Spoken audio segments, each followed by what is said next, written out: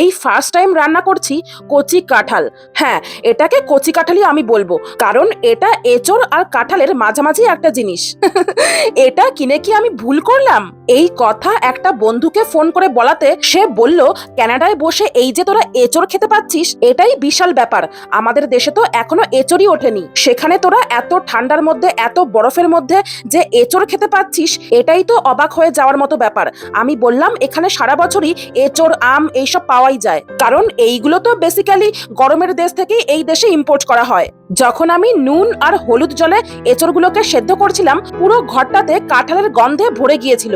পাকা কাঁঠাল ছাড়ালে যেমন গন্ধ হয় ঠিক সেই রকম গন্ধ। তাই বুঝতে পারছিলাম না যে এটা খেতে কেমন হবে। তবুও যখন কিনে নিয়ে এসেছি তখন দেখা যাক এটা খেতে কেমন হয়। আর আমি না এইভাবে রসুন আর কাঁচা লঙ্কা একসাথে বেটে অনেকটা পরিমাণে ডিপ ফ্রিজে স্টোর করে রাখি। এতে রান্না করতে অনেক সুবিধা হয় জানেন তো। যখনই কোনো তরকারির মশলা কষাতে যাই তখন আর রসুন ছুলতে হয় না। ওই রসুন ছোলাটাই আমার ভীষণ বিরক্তিকর লাগে।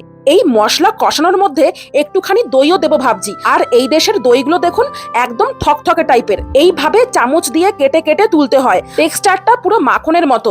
এখানে কখনো আমি মিষ্টি দই দেখতেই পাইনি, সবসময় টক দই এখানে বিক্রি হয়। যাই হোক, তারপরে আমি দিয়ে দিলাম এই সেদ্ধ করে রাখা এঁচড়গুলোকে।